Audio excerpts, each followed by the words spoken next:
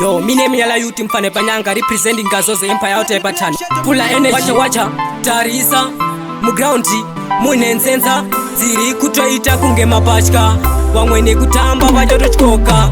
On my way this junior but watch over me almighty God kune waya wa inditarisira basi kushema toro ndichari tonga dance.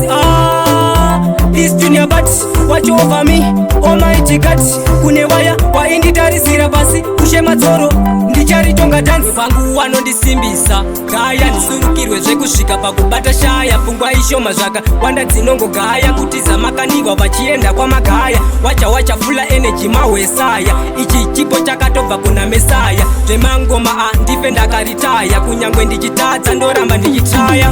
On my way this junior but watch over me almighty God kune waya wainditarisira basi kushema dzoro ndicharitonga dance.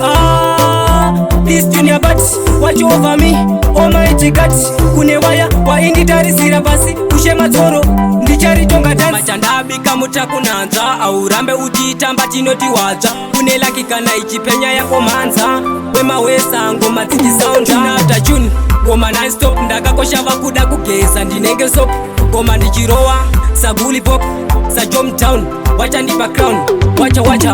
On my way this junior but watch over me almighty God kune waya wainditarisira basi kushema dzoro ndicharitonga dance.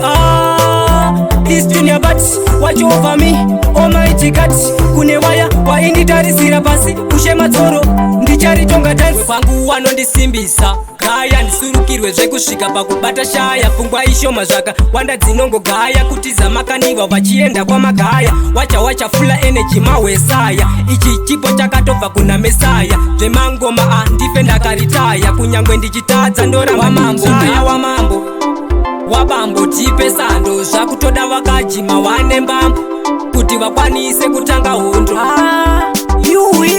On my way this junior but watch over me almighty God kune waya wainditarisira basi kushema dzoro ndicharitonga dance.